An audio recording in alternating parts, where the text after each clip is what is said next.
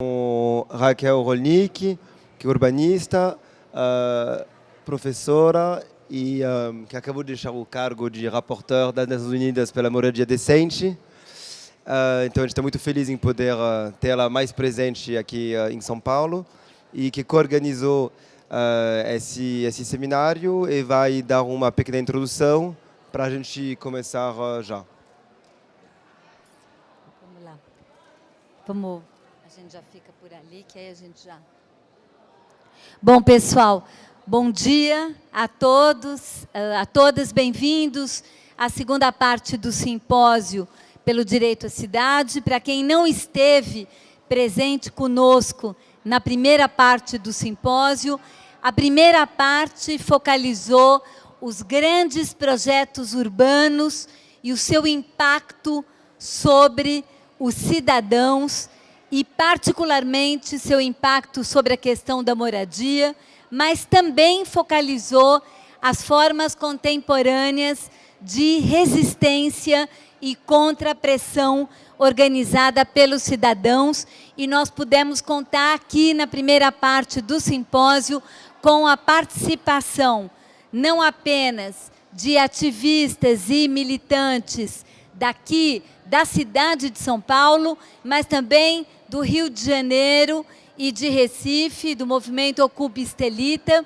E todo o simpósio, hoje inclusive, nós estamos trabalhando num paralelismo e num diálogo forte entre Brasil e Turquia, de tal maneira que nós tivemos na primeira parte também a participação tanto de pensadores como ativistas de movimentos sociais, movimentos urbanos, também de Istambul, Gezi Park, o mais famoso, mas não apenas ele. Nessa segunda parte, que começa hoje e continua amanhã, e todos estão convidados, nós vamos focalizar de uma forma muito mais presente, embora isso já tenha aparecido no primeiro, a questão da criminalização, do tema da segurança, da violência, tanto do ponto de vista dos processos de reestruturação da cidade em função dos dispositivos de controle social e de segurança, como também a questão da resistência e da relação dos movimentos e dos movimentos de contrapressão em relação à questão da repressão policial e da sua ação. Para a gente poder trabalhar esse tema, na dinâmica de hoje, nós vamos começar com uma fala da Vera Teles, que é professora de Sociologia do Departamento de Sociologia da Universidade de São Paulo e pesquisadora do Laboratório de Pesquisa Social, que está já há muitos anos trabalhando sobre esse tema com um grande grupo de pesquisa, do qual participam pesquisadores e ativistas. Nós vamos fazer a fala da Vera, vai ter aproximadamente uns 40 minutos. Em seguida, nós vamos abrir para questões que vocês tiverem em relação à Vera. Depois nós vamos fazer um intervalo bastante pequeno, espero, né, para o almoço, para retomar às 2h30 com uma fala da Deniz Yonuku, que é da Turquia, também sobre a questão da violência policial às classes perigosas. Na sequência, a mesma coisa, a Deniz também abre um espaço para questões. E, na sequência, o Gabriel Feltran. A Deniz é professora do Departamento de Sociologia na Universidade de Beykent. E, em seguida, o Gabriel Feltran, que é professor do Departamento de Sociologia da Universidade Federal de São Carlos e é também membro do Centro de Estudos da Metrópole. Depois da fala do Gabriel sobre a questão da violência e o controle da pobreza urbana no Brasil, nós vamos ter um painel, e esse painel é um painel de artistas ativistas cujo trabalho e cuja ação tem a ver com essa questão da discussão da violência, da segurança, da criminalização, da securitização. Cada um vai rapidamente colocar um depoimento a partir da sua vivência e experiência pessoal, e, ao final, nós vamos fazer um debate entre todos, para, finalmente, como última atividade do dia, projetar um filme e um debate com o diretor Avi Mograbi, também trabalhando a partir de Israel, Palestina, sobre essas mesmas questões. Então, o simpósio continua amanhã. Amanhã ele vai estar muito mais centrado na questão da arte, na arte engajada, na questão da relação da arte com o ativismo, especificamente em relação a essas questões. Então, sem mais delongas, eu já gostaria de passar a palavra para a Vera Teles, para ela poder colocar suas questões.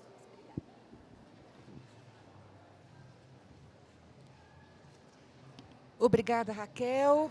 Obrigada aos organizadores deste evento super importante, que está juntando, enfim, que está permitindo abrir um debate que é raro entre nós, ainda mais, enfim, seja em relação às questões que são colocadas aqui no nosso próprio pedaço, como, enfim, as ressonâncias disto com o que vem acontecendo em outros cantos do mundo, no caso, né, pelas vias do que os colegas e companheiros da Turquia podem colocar para nós. Então, para mim, é uma alegria poder participar desse debate e contribuir um pouquinho, que seja, para essa troca e para essa reflexão conjunta. O tema que me foi proposto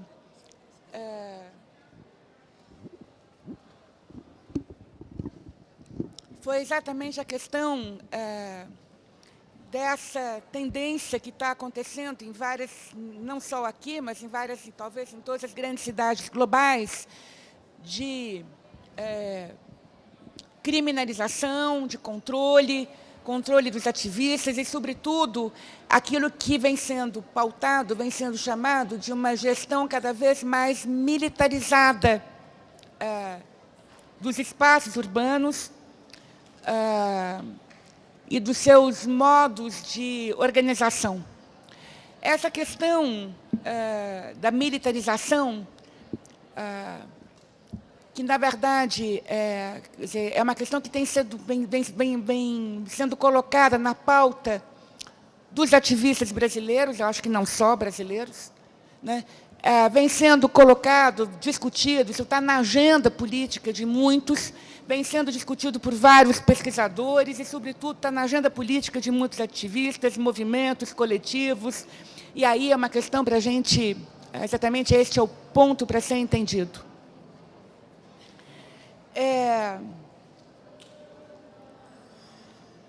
Se essa é uma questão que vem sendo colocada por vários pesquisadores e vários operadores urbanos e vários ativistas da cidade,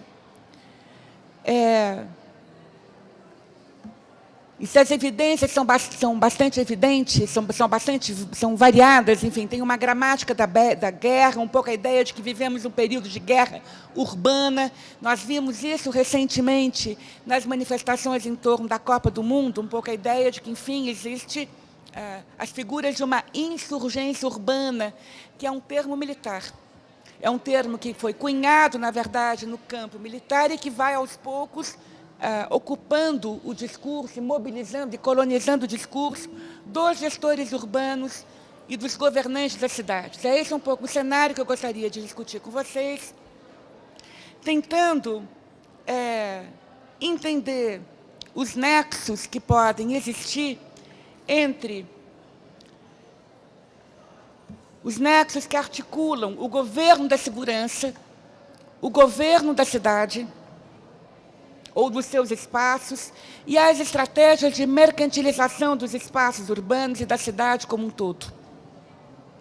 Em outras palavras, os nexos entre estratégias de poder, violência e produção dos mercados. Eu acho que é esse o ponto que eu gostaria de discutir com vocês. E, por essa via, tentar explorar aqui uma hipótese, que é uma hipótese de trabalho, mas é uma hipótese política, que é as formas de controle que hoje estão inscritas na produção dos espaços urbanos parecem configurar campos de tensão, campos de gravitação, de uma conflitualidade bastante expansiva, que terá que ser interrogada. É ela que talvez nos entregue essa multiplicidade de conflitos que gravitam exatamente em torno dessas formas de controle, talvez elas nos entreguem as pistas para compreender a face política das configurações urbanas recentes, aquilo que eu chamaria uma cartografia política das cidades, que eu acho que é a questão que nos interessa aqui entender, o que também interessa neste simpósio, enfim, do direito à cidade.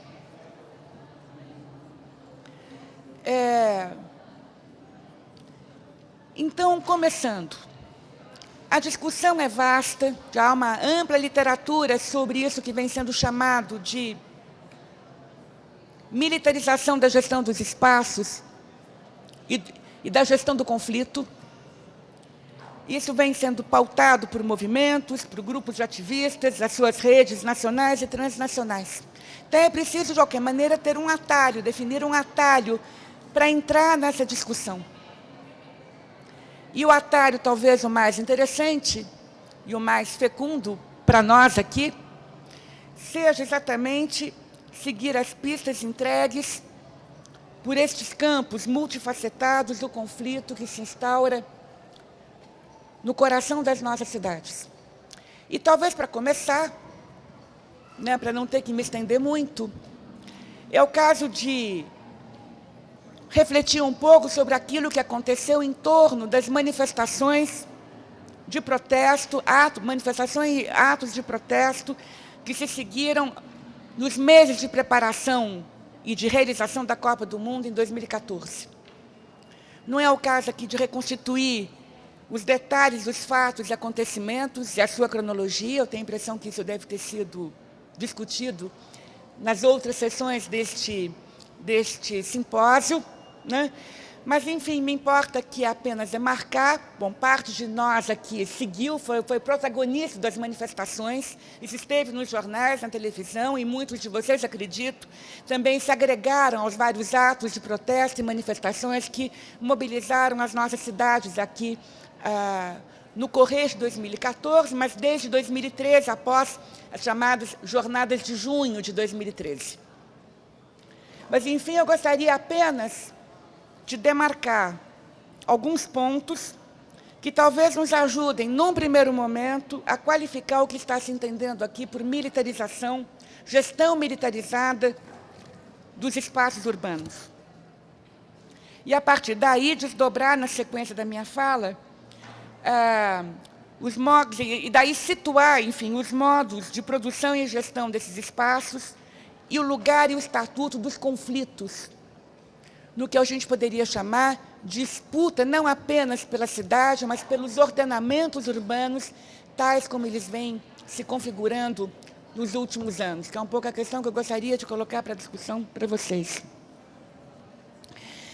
Apenas lembrando, sem poder entrar aqui no detalhe, isso pode depois entrar na discussão, se as manifestações e os atos de protesto foram muitos, inúmeros, no correr desses meses todos, isso não surgiu do nada. Então, é importante lembrar, enfatizar, depois a gente pode voltar, eventualmente, isso na discussão, que no correr desses meses todos entraram em cena miríades de associações, de articulações políticas, de coletivos, associações de base, movimentos de moradia, novas formas de ativismo que vêm sendo gestadas nos últimos anos, alguns mais de 10 anos atrás, e que meio que se condensaram em torno das formas de protesto contra essas figuras da cidade-mercado expressa nas intervenções urbanas que construíram o grande negócio da Copa do Mundo, acompanhado das remoções forçadas às centenas, assunto aqui da minha colega Raquel, para a gente poder discutir depois, né? E os dispositivos excludentes de uso e acesso aos espaços e às vias de circulação, como também, enfim, uma explosiva exclusão do comércio de rua e das várias formas de ocupação da rua pelos habitantes considerados indesejáveis nas ruas e nos pontos de circulação. Isso, enfim, foi estampado no correr desses meses todos. A gente pode depois, se for o caso, voltar a essa questão. Mas o ponto que eu gostaria de discutir para vocês é que a cartografia política dos protestos e os pontos sensíveis, os embates que aconteceram nesses meses todos, nos dão os traços que a gente pode reconstituir, ponto a ponto, de tudo aquilo que constitui o próprio metabolismo urbano, na sua face política e contraditória, com seus espaços, lugares, estruturas, funções, circuitos de produção e distribuição da riqueza e seus modos de apropriação. Nós vimos aqui, ao vivo e a cores, aquilo que é muito caro a toda uma linhagem de estudiosos do urbano, que nos ensina que a cidade não é apenas uma arena onde os conflitos acontecem, a cidade não é apenas um contexto, mas é algo que está posto, essas questões todas é algo que está posto no próprio modo como os espaços e as estruturas são produzidas, geridas, agenciadas, na dinâmica da produção da riqueza, da acumulação capitalista, da acumulação urbana e dos modos de apropriação da riqueza. É isso que nós pudemos ver ao vivo e a cores, nas intervenções urbanas, nos preparativos da Copa, mas também nos programas ditos de renovação urbana, na produção dos grandes artefatos de consumo e circulação de riqueza, que foram agenciados em torno da produção dos grandes estádios e todo o aparato urbano que se seguiu em torno disso. Portanto, eu não estou aqui entrando em detalhes nisso, porque senão o meu tempo não seria suficiente. A gente pode depois voltar a discutir isso. Mas o ponto que eu gostaria de enfatizar é que esses protestos, portanto, não foram quaisquer protestos. É toda a cidade, com as suas dimensões contraditórias, que está cifrada em cada ato e em cada ponto sensível deles. Para usar uma fórmula sintética, parafraseando meu colega e sociólogo Carlos Weiner, que esteve aqui na outra sessão deste simpósio, um conflito entre a polis e a city. Ou na formulação de um outro sociólogo, que vem também formulando essas questões, meu parceiro de pesquisa, Laurindo Minhoto, quando ele diz a contradição entre a cidade como valor de uso e a cidade como valor de troca. A cidade como espaço público cosmopolita versus os enclaves excludentes, os lugares de consumo, comércio e negócios. No momento, o que é importante dizer é que é por referência a essa dimensão contraditória da cidade posta em cena exatamente nos protestos, é por referência a essas dimensões dinâmicas e conflituosas das tensões e disputas em torno dos modos de produção dos espaços, seus usos, seus modos de acesso, que nós temos que situar os aparatos de controle, repressão e gestão de população postos em prática nesses meses. Como nós sabemos, a repressão foi brutal. Nós vimos isso ao vivo e a cores nesses meses todos. Mas essa repressão ela teve uma lógica. E é isso que é importante, seguir um pouco a lógica do uso da violência, dos usos da violência, na maneira como esses protestos foram controlados, reprimidos e contidos, ou uma tentativa de contenção. Junto com as figuras construídas, os conflitos, primeiro toda uma construção, as figurações construídas desses conflitos, figurações da insurgência urbana, da guerra urbana.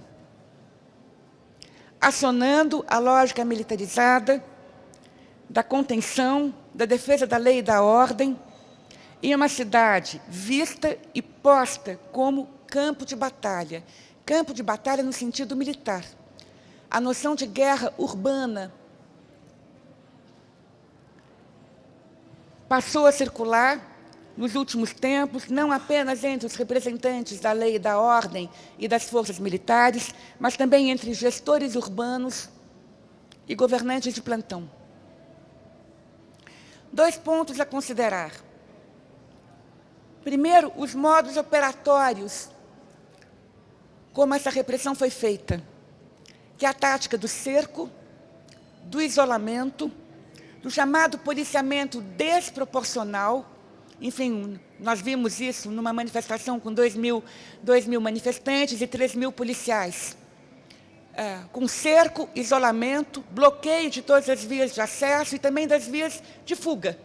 E aí, bombas, efeitos de gás de pimenta, as chamadas armamento não letal, mas que é capaz também de provocar danos bastante graves, né?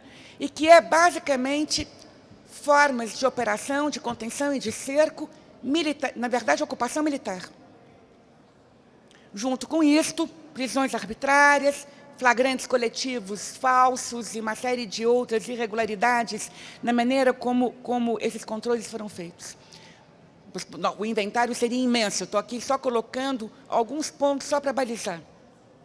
Junto com isto, o que eu acho que é mais complicado ainda, uma série de normativas jurídicas, portarias, leis, que alguns defensores públicos definem como pacote de ilegalidades, mas que, na verdade, são dispositivos de exceção que não param de crescer, embutidos, incrustados, que passam a ser incrustados na ordem jurídica deste país.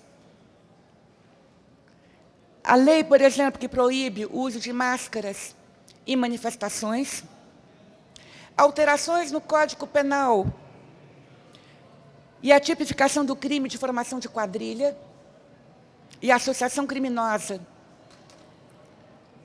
Isso significa, enfim, 3, 4 pessoas na esquina que estiverem jogando pedra em algum lugar podem ser presas exatamente por formação de quadrilha e associação criminosa, que é uma versão amenizada brasileira ao chamado crime de terrorismo, que foi uma tentativa que, na verdade, por pouco, não passou e não foi aprovado pelo nosso Congresso, mas tem equivalentes bastante próximos, né? No final de 2013, uma portaria assinada pelo nosso ministro da Defesa, avalizada também pelo nosso ministro da Justiça, apoiando e referendando uma coisa chamada Manual de Lei e Ordem, produzido exatamente pelas forças militares, onde prevê a intervenção das Forças Armadas para restaurar a ordem, eu cito, diante das forças oponentes, entre aspas, movimentos, organizações, pessoas, grupos de pessoas, em situações de bloqueio das vias públicas, invasão de propriedade, distúrbios urbanos, paralisação das atividades produtivas, quer dizer, todo o repertório dos movimentos sociais dos últimos tempos. Movimentos de moradia, movimentos sem terra, e mais, enfim, tudo aquilo que foi o repertório básico das manifestações dos últimos meses, que é o bloqueio de vias públicas. É todo o repertório dos movimentos. A lista, na verdade, seria longa. Eu não vou poder, isso aí, na verdade, se eu me detesse nisso, os meus 40 minutos iriam todos apenas nisto. O inventário é longo, né? E o ponto importante a assinalar é que aqui, na verdade, é a construção, efetivamente, das figuras da guerra urbana. Estamos aqui exatamente na lógica, no coração da lógica militarizada de gestão dos espaços urbanos e dos seus conflitos, em fina sintonia com aquilo que nós pudemos acompanhar e ver em outras cidades globais. É a mesma semântica,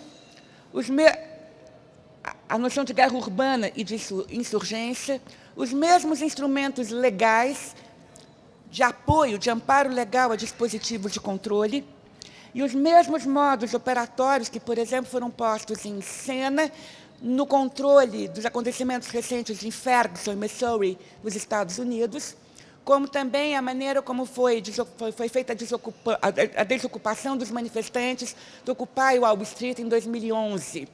É impressionante como, inclusive, o uso de armas não letais, o spray de pimenta, a noção de guerra, insurgência e todo o aparato militar, enfim, com os aparatos absolutamente, com os cães, com os armamentos, com os uniformes, etc.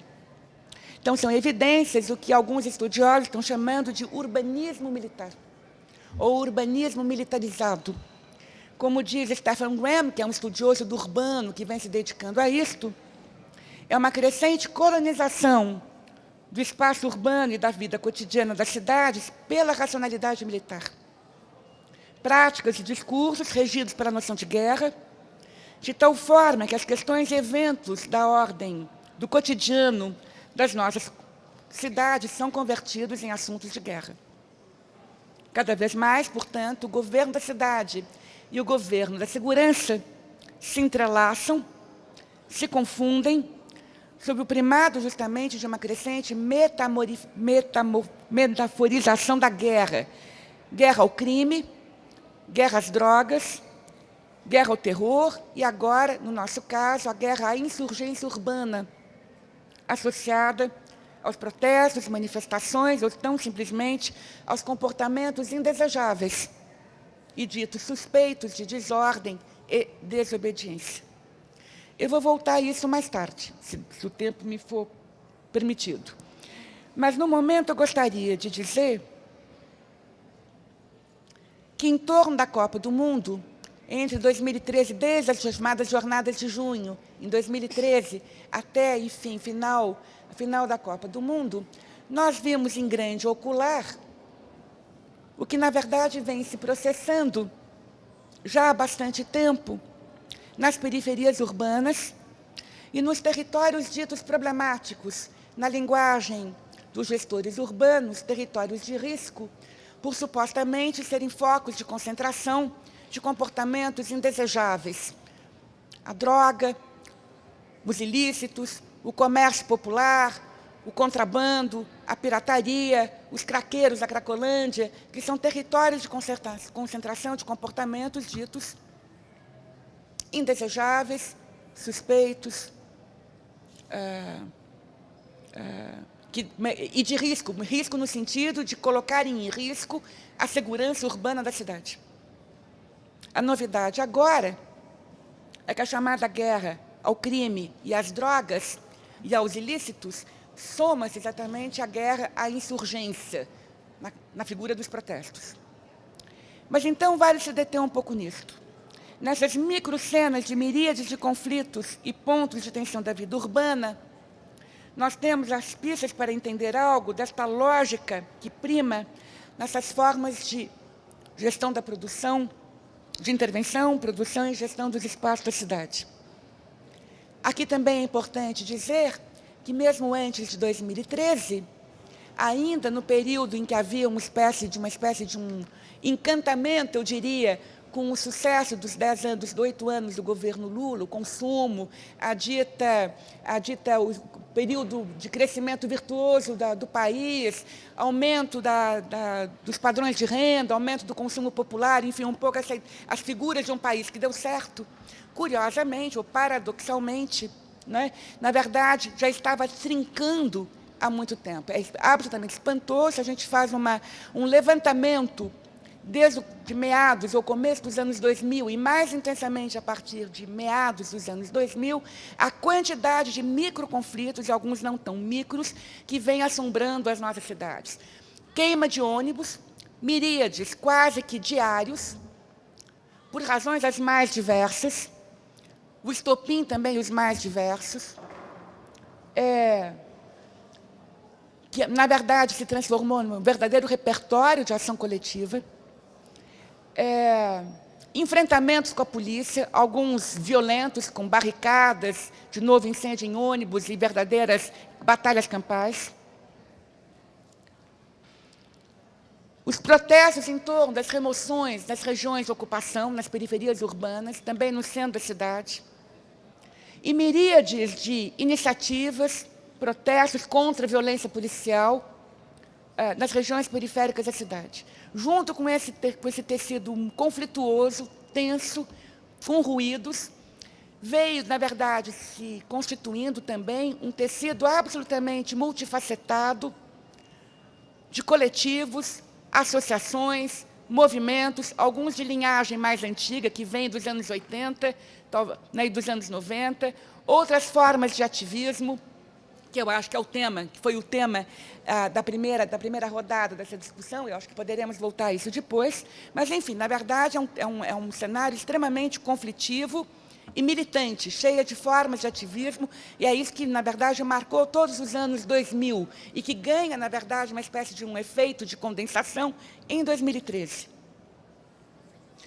Mas eu diria que, neste cenário conflituoso, que se armou, eu vou falar de São Paulo, mas não é só São Paulo, há duas linhas de força que eu diria definem o campo de gravitação dessas miríades de conflito e formas de atuação e formas de ativismo urbano. A primeira, a lógica do mercado e os circuitos do mercado e as tendências de uma expansiva mercantilização dos espaços e territórios, mas também das formas de vida, dos corpos, dos lugares e dos modos de ser. Esta lógica do mercado tem duas faces. A primeira, a mais conhecida, que é a redefinição dos espaços urbanos sob o imperativo das chamadas intervenções urbanas, programa de revitalização de renovação dos espaços, ou seja, abrindo os circuitos do mercado, e, no mesmo passo, as remoções forçadas, eu diria, as remoções forçadas e o circuito da especulação imobiliária. Eu diria que o circuito, na verdade, a cartografia das remoções e dos incêndios em favelas dá claramente o circuito da especulação imobiliária.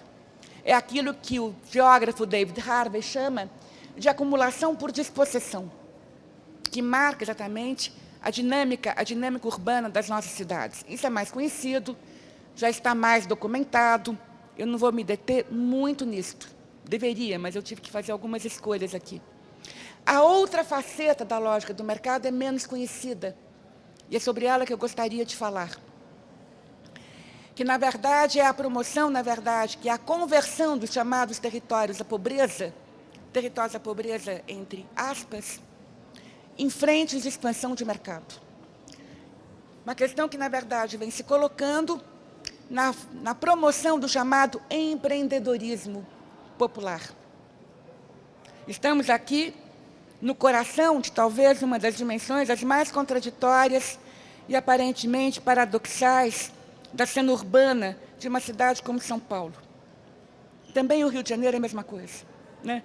Que é uma celebração festiva dos territórios ditos da pobreza, transformados exatamente em lugar de oportunidades de mercado. Então, ao revés das antigas figuras de uma pobreza criminalizada, esses lugares são vistos como lugares daquilo que vem sendo chamado de economia criativa, entre aspas. Lugares da criatividade, da inovação, da cultura, das histórias de sucesso. Redenção dos que foram salvos da engrenagem do crime e da violência pelo mercado. Não pelas políticas sociais, mas pelo mercado. Não por acaso, as periferias em São Paulo e as favelas do Rio de Janeiro viraram grifes supervalorizadas e também muito rentáveis no hoje também redefinido mercado de bens culturais. Além de falar da favela tour, né, um pouco aqui, na verdade, que é um pouco fazer das favelas também um lugar de os itinerários de reconhecimento para mostrar que, enfim, ali você tem os pobres empreendedores capazes de transformar a sua vida, as suas necessidades em oportunidades de mercado e, na prática, em operadores de mercado. Operadores de mercado capazes exatamente de alavancarem aquilo que é chamado desenvolvimento comunitário, agentes de construção de alternativas promissoras, entre aspas, e celebradas para as patologias da pobreza, claramente a ideia do mercado como solução para o problema da pobreza e as suas supostas patologias do crime e da violência.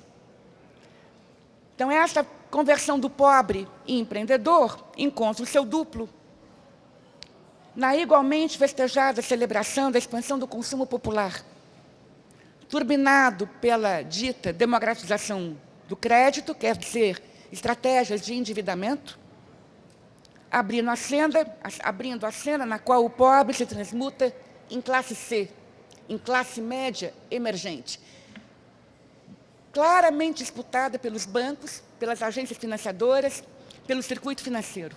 É a financiarização também da pobreza. E aí, então, é preciso algumas precisões. Esses lugares, essa constelação de práticas e dispositivos pelos quais os territórios da pobreza se transformam em oportunidades de mercado. Oportunidade de mercado é linguagem do mercado, né? Não se instala em qualquer lugar.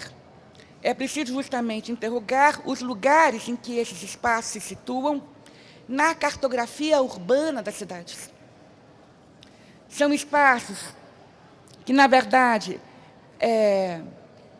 situados, na verdade, no coração dos circuitos da riqueza urbana da cidade. As favelas pacificadas do Rio de Janeiro, que, na verdade, é um cinturão de segurança em relação exatamente à realização dos grandes momentos, a própria Copa do Mundo, mas também é o coração da riqueza urbana.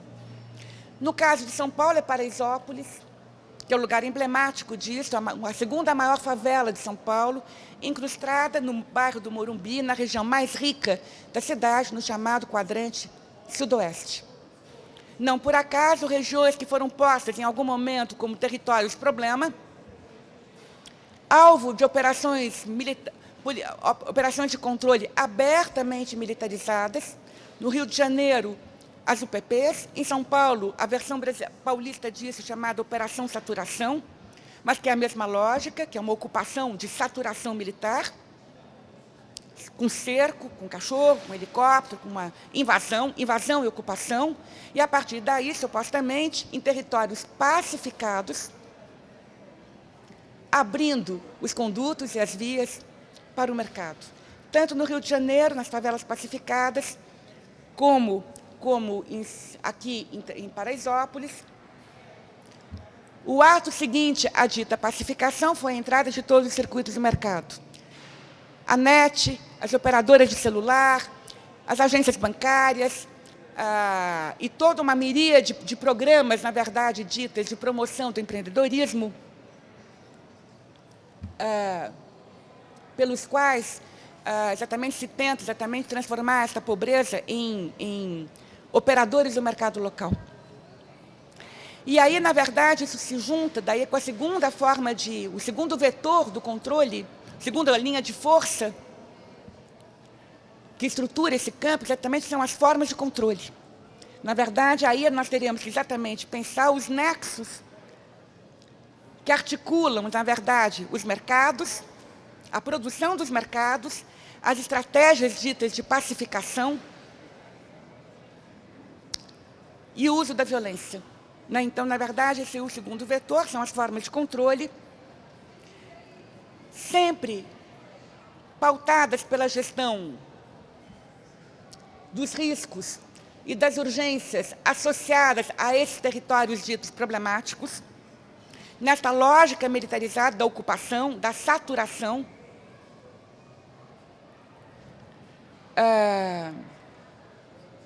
associando justamente formas de ações policiais ditas de prevenção com ações sociais ditas de proteção, em uma lógica que articula internamente dispositivos de normalização de condutas, policiamento e repressão.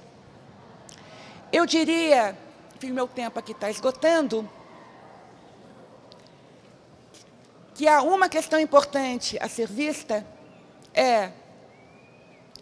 esses lugares ditos pacificados ou normalizados na lógica do mercado, na racionalidade mercantil, na verdade, ela se articula com formas de controle controle policial, controles militarizados, onde o conflito, e na verdade em lugares onde o conflito o tempo todo explode. Explode, seja porque a violência da policial exorbita, seja porque o policiamento das condutas também cria problemas. Controle dos horários, controle dos bailes, controle das condutas, controle dos circuitos e dos modos de deslocamento nesses territórios normalizados pelo mercado e pacificados pelas forças da ordem. O que é interessante é que parte considerável da conflitualidade urbana desses últimos anos, ela vai se estourar exatamente em torno dessas formas de intervenção das forças da ordem. Seja porque ela exorbita as suas formas de violência, seja porque ela cria pontos de fricção nessas formas de normalização de uma gestão policial da vida cotidiana, seja porque, na verdade, ela inverte os próprios sinais do que é ordem e do que não é a não-ordem, que muitas vezes a polícia intervém através de dispositivos absolutamente de legalidade duvidosa, quando não abertamente ilegais. Quer dizer, o uso extralegal da força policial. É este o campo de conflito que vai se armando, quer dizer, o campo de gravitação dessas miríades de conflitos se dá exatamente em torno dessas formas de controle. Poderíamos fazer a cartografia disto. E com isto,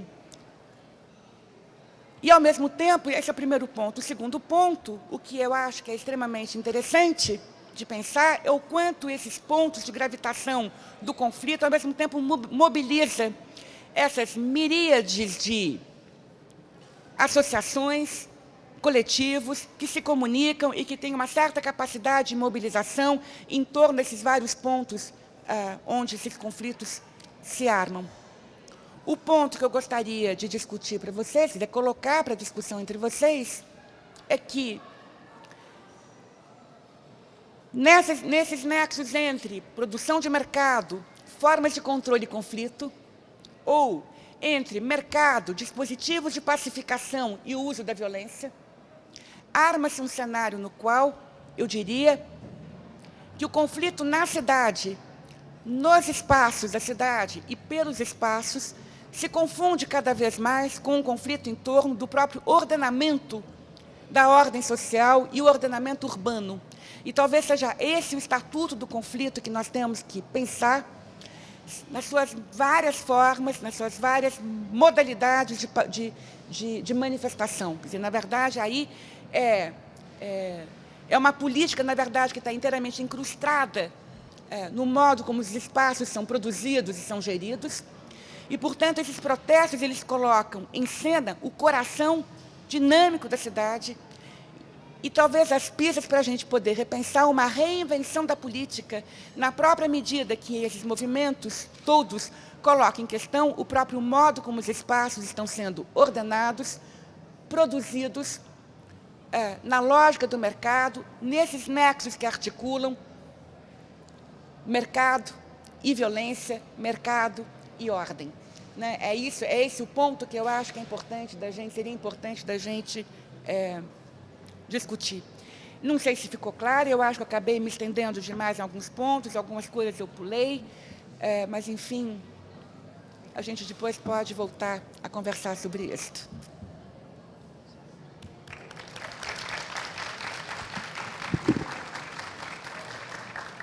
Vamos aproveitar ainda uns minutinhos, se alguém quiser levantar alguma questão para a Vera em torno da fala dela. Não sei se tem algum microfone aí. Tem. Se alguém quer levantar alguma questão em relação à fala da Vera, pode se manifestar ali.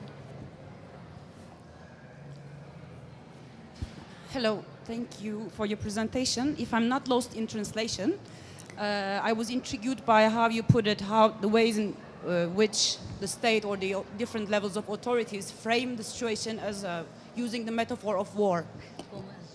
Oh.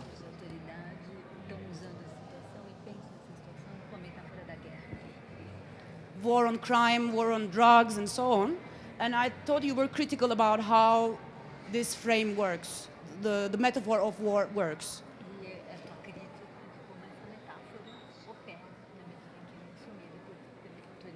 But I was thinking maybe we should, rather, instead of just criticizing it, maybe we should embrace this metaphor, because it's indeed a war. It's a class war. Talvez a vez de criticar, devemos assumir essa metáfora, porque finalmente é uma guerra de classe. It's a class war on manifested in space, let's say, with spatial dimensions. And maybe our duty, meaning the activists and academics, is to embrace the metaphor of war from a different perspective and demonstrate that it's a class war. E mostrar que ela, na verdade, é uma guerra de classe. And sometimes on street level, like insurgencies here as well in Istanbul, we realize that it's indeed a war É realmente uma guerra.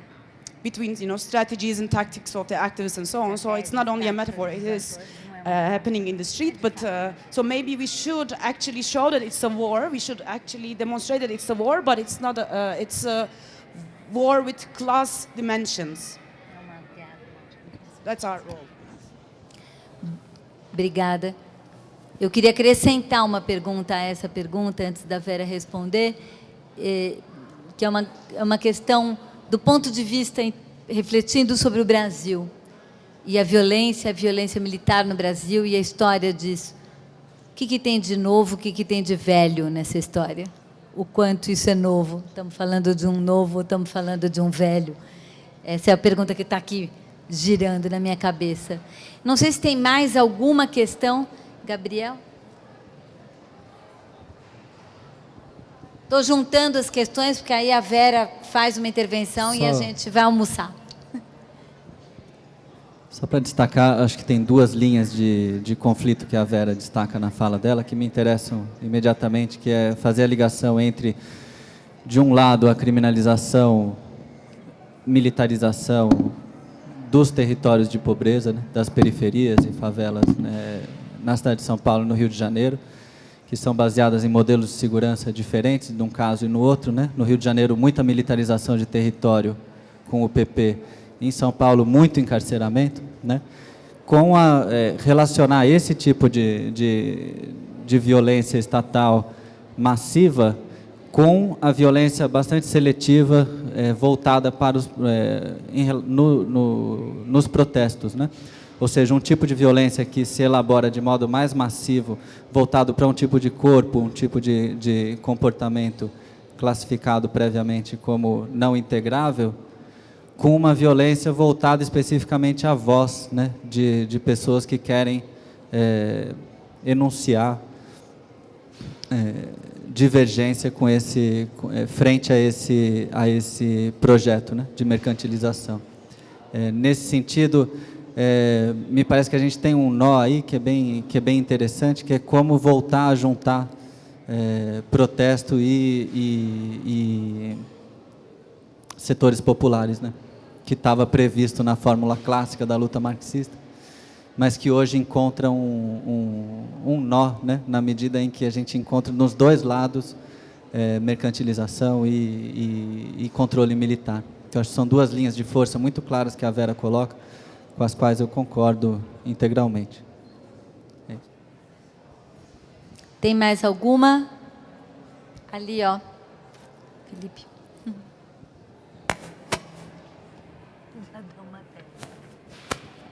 É mais um complemento. Bom dia, brilhante a fala. E assim, eu sou do Pará e impressionante como esse contexto ele é radicalmente parecido, né? E no Pará, recentemente, a gente teve uma chacina brutal, assim, onde essa violência ela está cada vez mais extremada e o abafamento desses agentes e essa transposição com o mercado ela é violentíssima, né? A gente já vive isso historicamente em toda a ocupação da Amazônia e, enfim, isso é impressionante como essas duas lógicas, né? Agora, Belo Monte é um grande exemplo, então, massacres estão acontecendo assim, claramente, e o abafamento de qualquer possibilidade de reação, entendeu? E com o aperfeiçoamento dessa engenharia e dessa ocupação militar não só, acho que dos centros urbanos, mas de um modo de vida, né? Da integração com os setores de energia e outras frentes, que supostamente eu levo essa mercantilização a extremos radicais, né? De dizimar mesmo populações tradicionais e outras, em virtude de uma ocupação ou de um ordenamento e de um desenvolvimento que é espantoso, né? Então, é impressionante como são centros completamente distintos e lógicas distintas, mas a operação é muito semelhante e a brutalidade disso é impressionante, assim. Benjamin, mais um. Última. Senão eu vou ter que dar 40 minutos para a Vera de novo. Não, na verdade, é ligado a essa pergunta, um passo a mais em relação a essa violência efetiva, é a questão da mediatização ou da ausência de mediatização dessa violência. Porque agora, falando de Belém, nos últimos dias, no Facebook, em conversa com amigos, tudo mais, muitas pessoas comentaram o que aconteceu no México, onde 40 pessoas foram assassinadas e virou uma questão internacional na imprensa, pelo menos, né? E o que aconteceu no Pará, que ficou quase invisível. Então, a essa efetiva repressão dos corpos, etc., também há uma outra forma, talvez, de repressão ou não sei, eu queria entender até melhor o que você acha disso, que uma vez os corpos massacrados, eles são também apagados. E, portanto, essa violência, ela é feita, de uma certa maneira, às miúdas. O que aconteceu ano passado, justamente, nas manifestações de junho, é que tomou uma proporção maior, atingiu também outros segmentos da sociedade, e por isso acabou tendo uma visibilidade. Inclusive, quando os jornalistas começaram a apanhar, a tal ponto que, na maior manifestação, a polícia até desapareceu. Uma das maiores, não tinha mais nem policial na rua para deixar então, esse protesto que virava apenas uma massa humana circulando pelas ruas. Então, eu queria que você comentasse um pouco dessa camada a mais, que não é apenas de representação, porque ela acaba tendo também um efeito efetivo. Ok, então vamos lá. Bom, são questões ótimas. Então, eu vou tentar. A primeira, começando pela questão que a Raquel coloca, que é uma questão que, de fato, sempre volta para nós. Quer dizer, o que há de novo, o que há de velho. É uma questão, para nós, super importante, porque nós temos uma tradição de uma gestão militarizada da segurança pública. Os nossos colegas aqui que vêm de fora, não sei até que ponto eles sabem que tem uma invenção brasileira chamada Polícia Militar. Quer dizer, então, na verdade, é uma polícia que é exatamente uma polícia que é um braço do Exército, está ligada a toda uma concepção militar de gestão da segurança. Enfim, bom, então, essa é uma discussão, é uma realidade muito conhecida entre nós.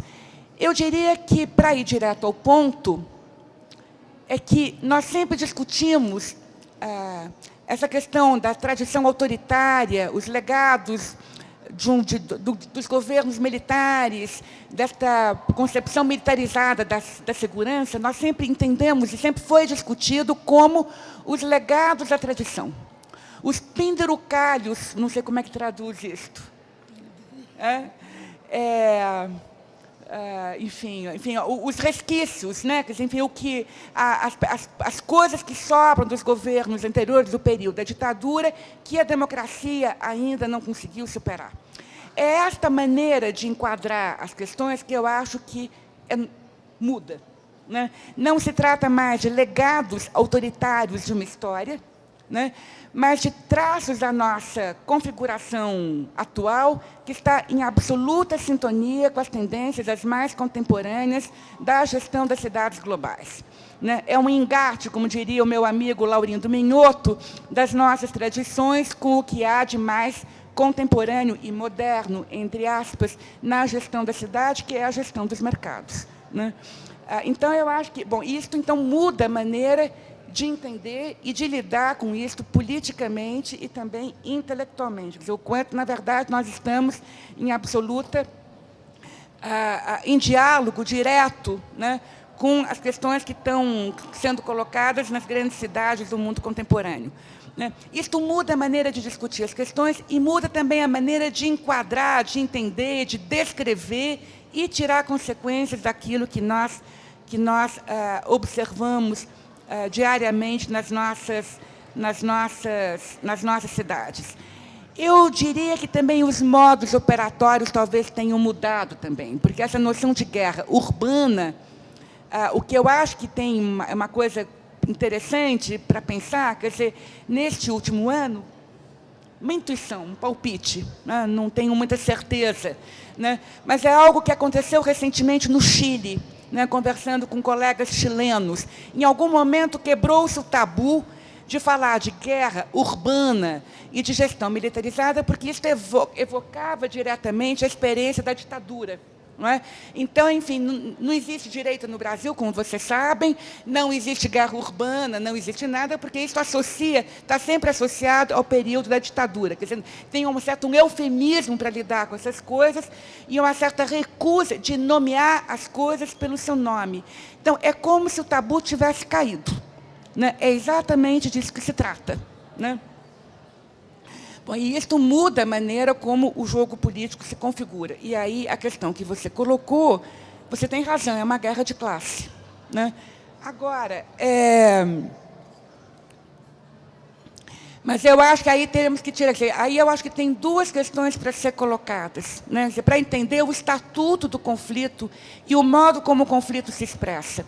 Com o perdão do clichê, apenas para facilitar a nossa conversa, né, eu diria que, enfim, é um conflito que se expressa de uma forma muito diferente daquilo que acontecia na cidade fordista, entre aspas, até porque o fordismo brasileiro sempre foi muito incompleto, muito cheio de problemas, mas apenas para colocar uma ordem de problemas, né, que é uma certa relação entre Estado, mercado, sociedade, e uma certa maneira de fazer a demanda política que era muito pautada pela agenda da participação, a participação democrática, né? Isso foi a grande agenda política dos movimentos dos anos 80, dos anos 70, até meados dos anos 90. Né? É isso, ao mesmo tempo, que fez um pouco o sucesso brasileiro, o orçamento participativo, as experiências participativas de gestão democrática da política, né? Isso fez escorrer o mundo, etc., né?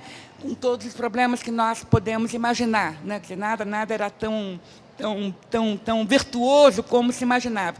Mas, de toda maneira, eu diria, era um diagrama de relações que estava centrado na ideia de uma demanda ou uma utopia, ou uma proposta, enfim, nós podemos depois fazer a reflexão crítica em torno disto, mas de democratização dos espaços da política, né? Essa foi a grande agenda política.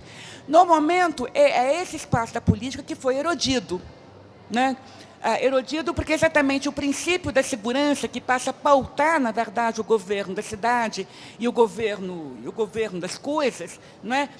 Exatamente liquida com esse espaço com essa possibilidade de pensar o Estado por aí. Por isso que muitas vezes se diz que os movimentos aqui no Brasil, a chamada Primavera Árabe, todas as formas de ocupação, diriam, é uma expressão da crise de representação. Eu acho que não. Na verdade, é a expressão de um modo de fazer política que já não é mais, né? Então, aí eu acho que tem uma passagem aí que talvez tenha que ser mais bem entendido para todos nós, ativistas comprometidos no mundo e pesquisadores, para entender qual é a configuração do conflito que vai se armando hoje em dia. E por que o conflito hoje se expressa, por exemplo, nas formas de ocupação dos espaços da cidade, né? Quer dizer, é interessantíssimo como a demanda não é mais a participação no Estado, né?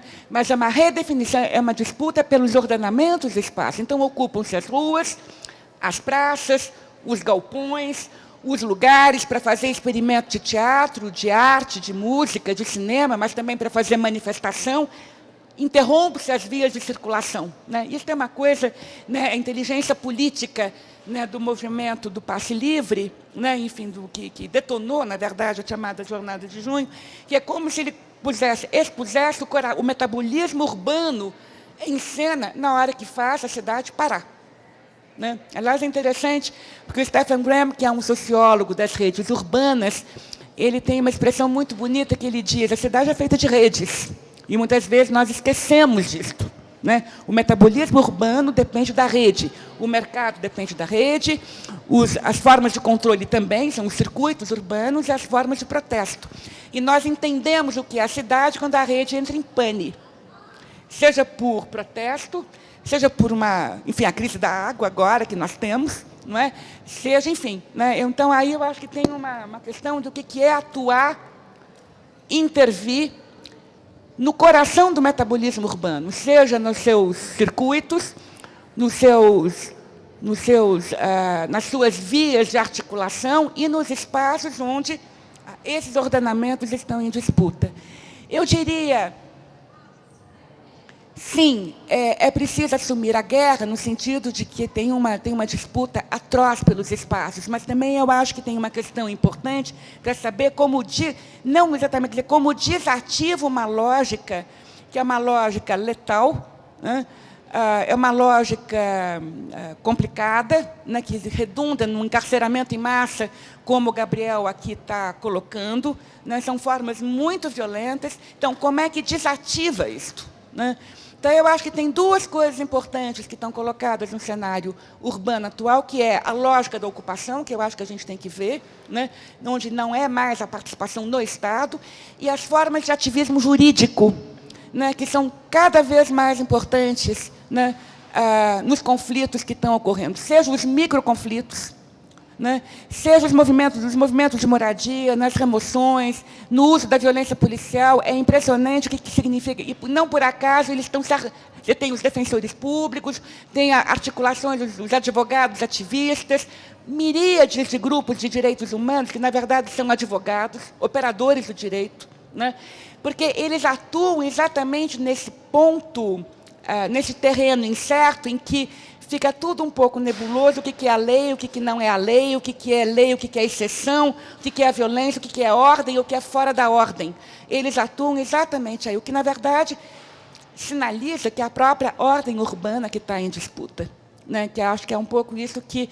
E a disputa é uma disputa atroz. Não é uma disputa, não se trata de disputa cultural, não se trata de multiculturalismo, não se trata de simplesmente manifestações culturais. É uma disputa atroz, mas acho que a gente tem que pensar como é que esta configuração, qual é o estatuto do conflito nesta configuração e o lugar da cidade nisto. Né?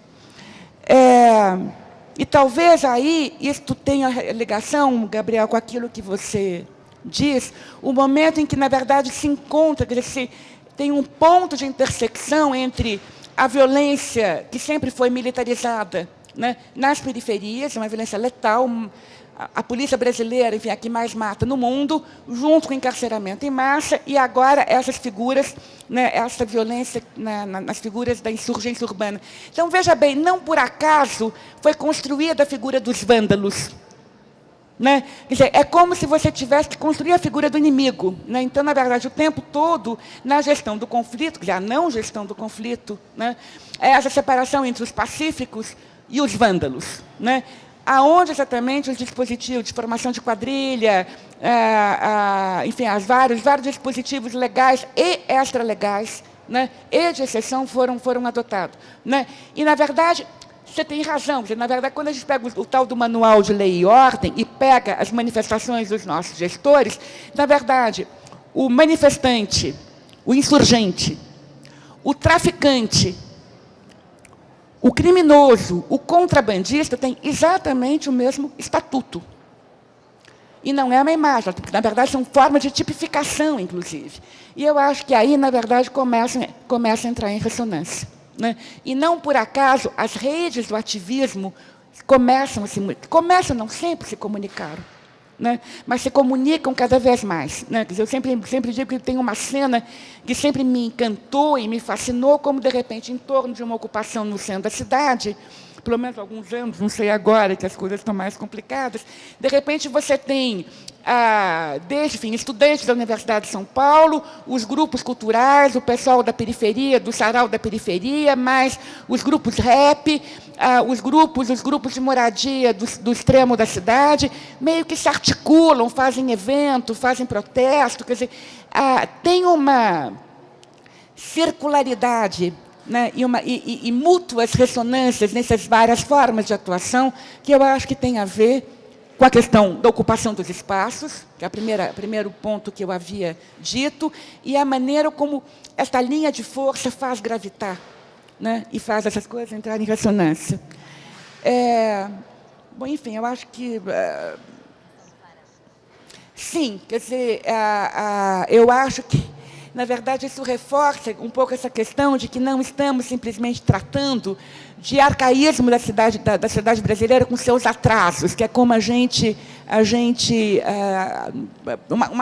costumou-se a dizer, né? Temos que pensar.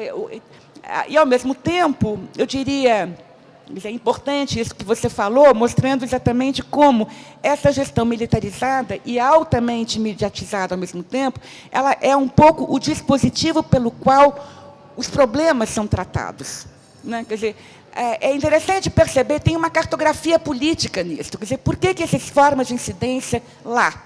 Não é? Quer dizer, é uma certa... Outro dia eu estava lendo, enfim, tem um sociólogo que eu gosto muito de ler, no fundo ele diz, o chamado neoliberalismo, entre aspas, porque isso também é um clichê, né? Na verdade é uma grande máquina de produção de problemas. Né? Bom, então, é uma certa maneira de gerir os problemas, acionando exatamente uma lógica cada vez mais militarizada. O que significa que, efetivamente, o espaço da política pelo qual nós nos acostumamos a pensar, ele foi, de fato, eliminado. E aí acho que tem questões conjuntas a serem pensadas, seja em que escala for, seja na escala, em torno das questões do Pará, seja na cena globalizada do Pará ou aqui, né? Mas eu acho que teria que pensar exatamente essas ressonâncias, né? Eu acho que é isto. Tive que interromper, porque nós temos que almoçar para poder seguir com a nossa programação às 2h30. Eu convido todos que fiquem por aqui, né, para que a gente possa, às 2h30 em ponto, fazer a apresentação da Denise Yonuco, Violência Policial e as Classes Perigosas, as possibilidades políticas na idade da segurança e da antipolítica, trazendo uma reflexão a partir da experiência da Turquia. Então, eu convido a todos a ir comer e voltar. Obrigada.